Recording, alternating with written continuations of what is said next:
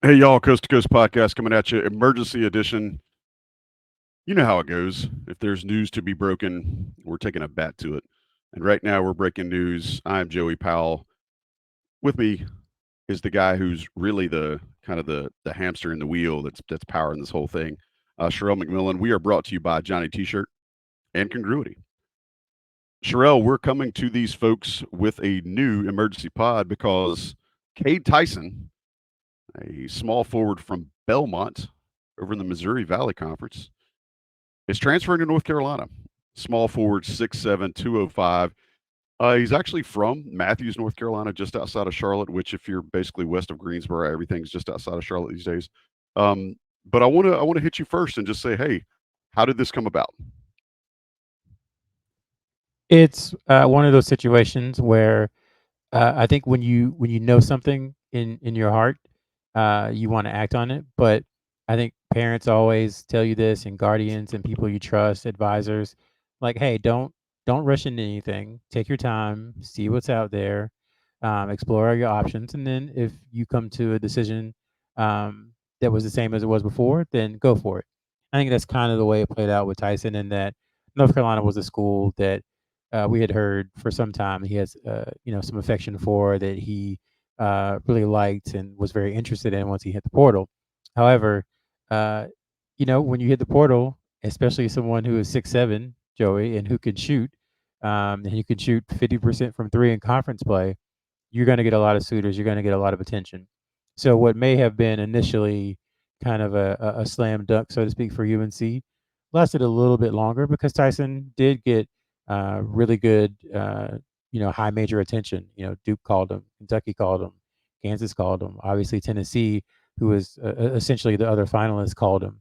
A lot of good schools offering a lot of good things for him. So you have to do your due diligence if you're a smart person, see what it looks like, and I think he did that. He went on the Tennessee visit, and then I think once he got on campus, it was kind of like, oh yeah, this is what I wanted, and it's right within my grasp. Why wouldn't I take it? And so that's part of the reason he's committed to UNC tonight. One of the things we'll have to say is the very venerable, often quoted Armando Bacot once said on the social medias, if you're thinking about your recruiting, don't come to Chapel Hill because you'll commit. And I'm paraphrasing a little bit. I probably butchered what he actually said, but we all know what he meant. Sherrell, when I see this guy and you look at some of his film, he averaged 16.2 points, almost 6 rebounds, and a 1.6 assists last season at 46% from three. This looks like a guy that's kind of going to come in and take a little bit of that Cormac Ryan role that North Carolina saw, and Ryan had some hits and misses and had some cold streaks over the course of the season. But I don't know that even when Ryan was money, if he was as I guess as consistent of a shooter as Cade Tyson is. He shoots almost 60% on his unguarded jumpers, which is in the 99th percentile according to Synergy Sports. Now, I'm obviously not Sean Moran, but if I were Sean Moran, I would be going absolutely gaga over those sorts of numbers. And the first thing Hubert Davis said when he first started talking about the types of players he says he wants shooters. Well, I'm seeing in Cade Tyson a shooter, but I'm also seeing a maker because those numbers I just gave you are pretty elite. Yeah. Right. The unguarded number is comparable to RJ Davis's this past season. And again, as I think we've said multiple times, it's RJ Davis's season was one of the best ever in Carolina history.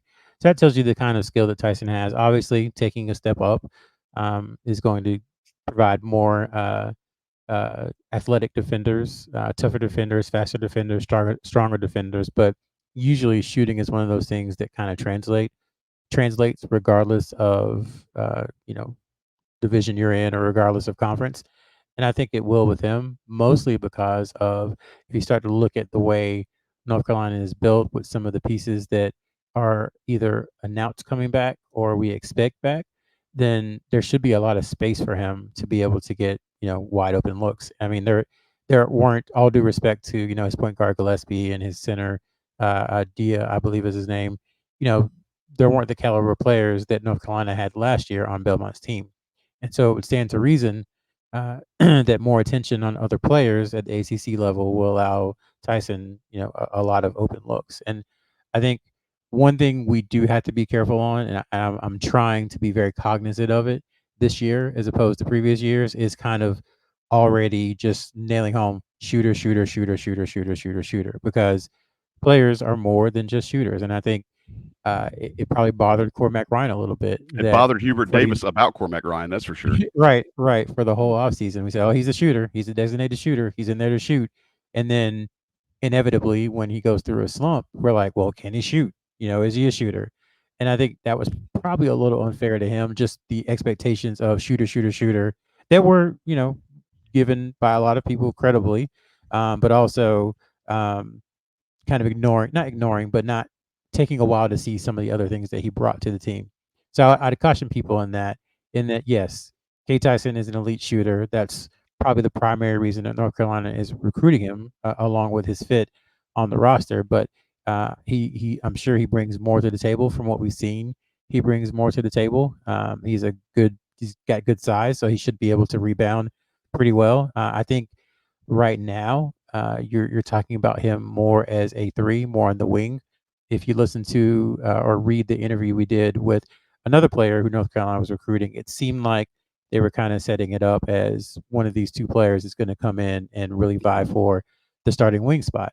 So if you project him as a three, if you'll take 5 or 6 rebounds a game from your starting three, and it might be a situation where because Armando Bacot is gone to help recreate what he gave them, you're going to need a little more rebounding from your three, and I think Tyson can deliver that. I mean, I'm also, when you look at him too, it's like he's 6'7", yeah, but he looks long, right? Like I feel like watching him, like he looks like he's got some range to him. But even so, when you've got a guy at 6'7" that can shoot that well, and if he has long range, that's pretty hard to guard.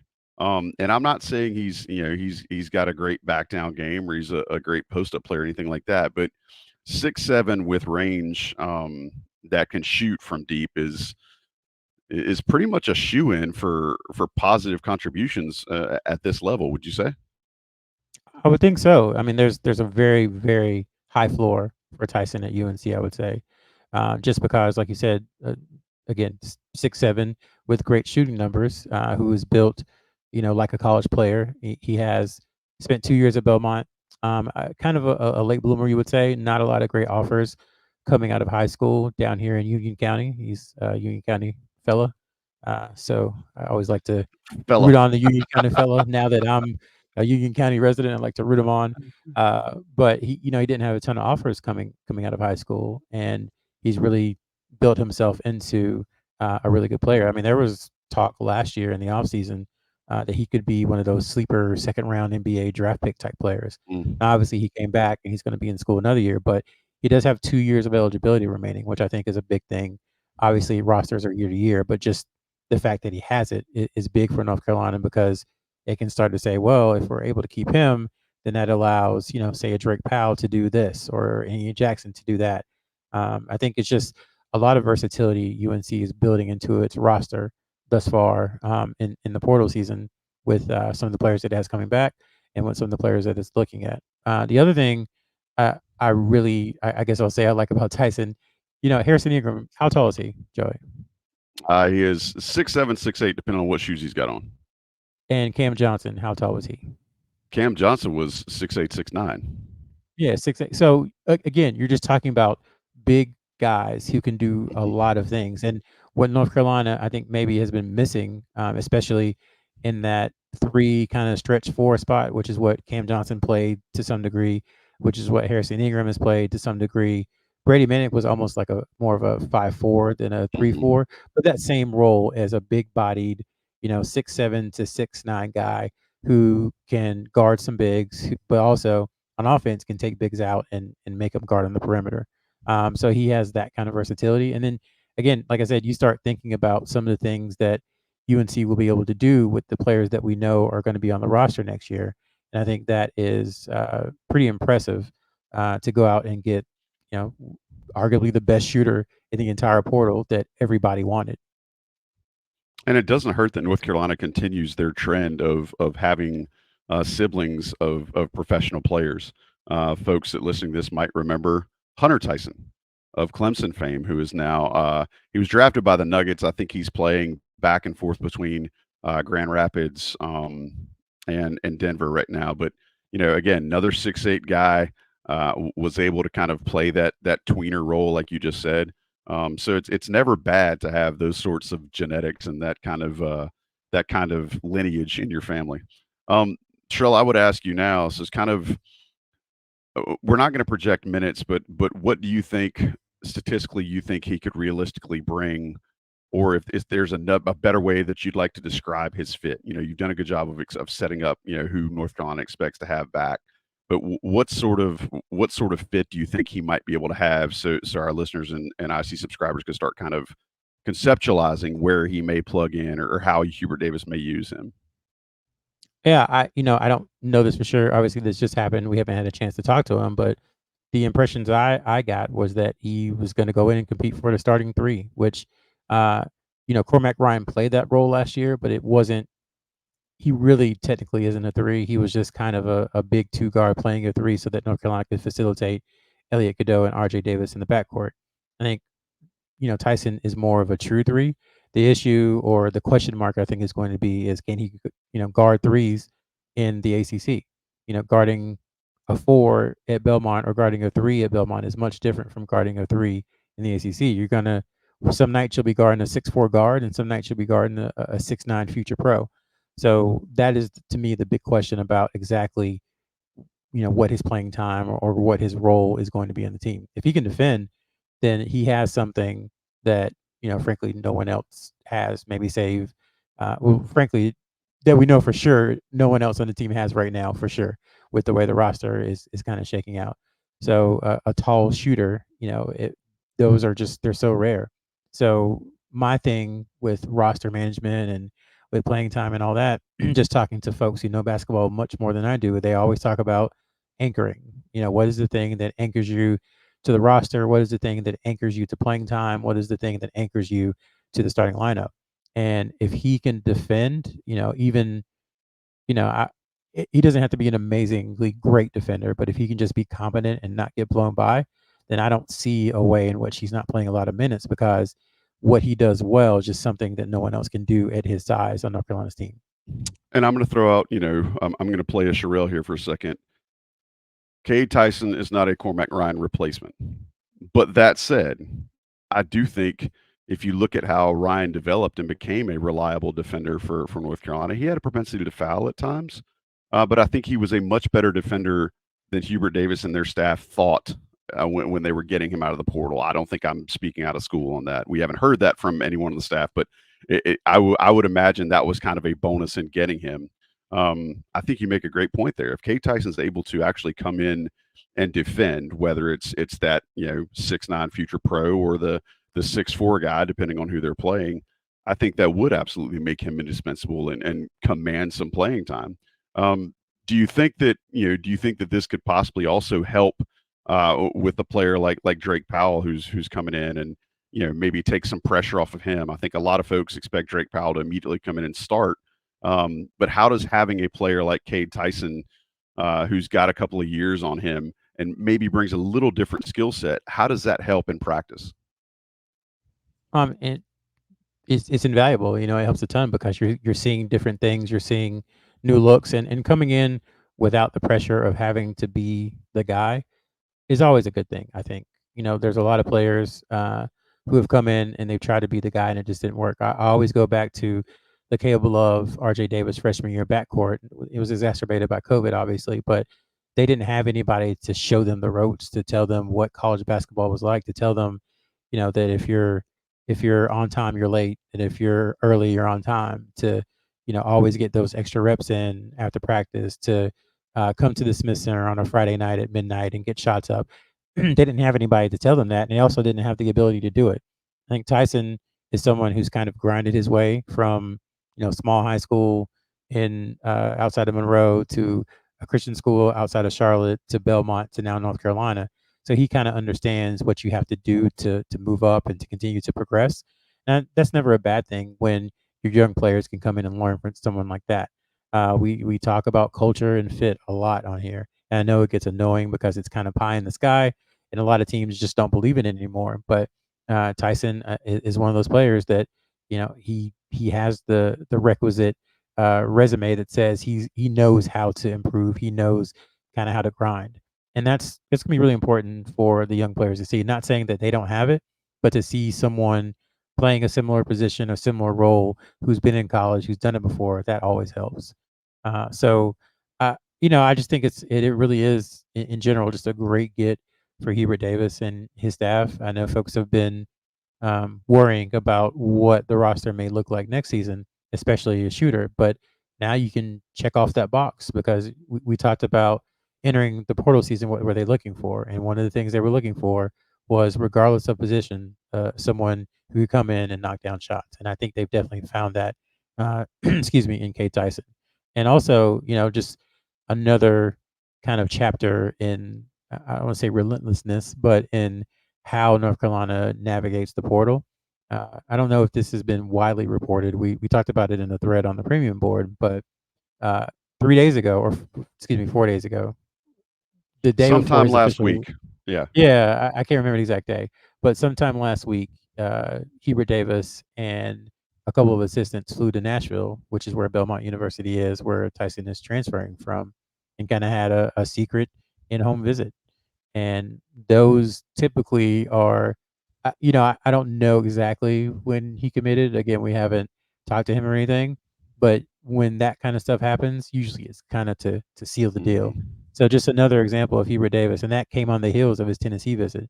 So just Mhm. being very wise in how they use their time and how they use their resources and able to close, some of these recruits. So is a great start for North Carolina in the portal. And again, this is the top shooter in the portal. That's not Yeah. me saying that. Yeah. That's coming from, Fink, director of scouting for 24/7. That's coming from Travis, who does the transfer rankings for 24/7. So, guys whose job it is to know kind of what players look like and how good they are. This is coming from them. That this is the best shooter in the portal, and he's coming to North Carolina. Yeah, and I want to make sure I give Adam Finkelstein some credit. Some of the stats I was citing earlier from his write up on Cade Tyson's transfer on 24/7. So go check that out if anybody's curious. But yeah, once again, like Sherrell said, with the cloak and dagger meetings and stuff, I know our subscribers and the folks listening and watching this pod probably want more information and are jonesing for more nuggets. But I think that's just another example of showing that the staff knows what they're doing, and they may not be real public about it, and they might be pretty on the QT, but they're doing their work. I can share this now that everything's over. That's one of those that we found out about, but we just didn't have the necessary clearance or vetting to run Hmm. it. And then we get a text from someone that is like, I see a couple of UNC assistant coaches having dinner with, it looks like, a recruit, Yeah, maybe Cade Tyson in Nashville, and I think it was like I think it was a barbecue place. And it's just like that always amazes me, not just how big IC is everywhere, bro. I would say the Carolina Fan Nation in Yeah, parentheses, but even IC, just that someone who is, indirectly connected to us is in Nashville at that exact moment in time, to go by there, to see them there, to then shoot a message to say, "Hey, I think this is this," and then we run it down. And it's just amazing how that stuff happens because we wouldn't be able to say anything if yeah. they hadn't, seen them, because we'd heard about it, but like I said, we didn't have all the vetting and everything done. So it's just another chapter in the strange things that come out of IC and some of these recruitments. That's like that shirt Tommy has says, "I see everything." I fully expect now the staff when they go on the road for these types of visits to want to be wearing like a rubber Richard Nixon mask, want to be wearing like the Bobby Valentine dugout, nose and All mustache, and all another black. guy, yeah, another guy wearing all black and a Michael Myers mask, just so this kind of stuff can't happen. But yeah, definitely, man. This is a big win for Hubert Davis and his staff. It definitely fills a need. Definitely puts a great, a player with the great physical attributes, but even better shooting attributes on the roster for next season. So IC fans should be really excited about this. Carolina fans should be really excited about this.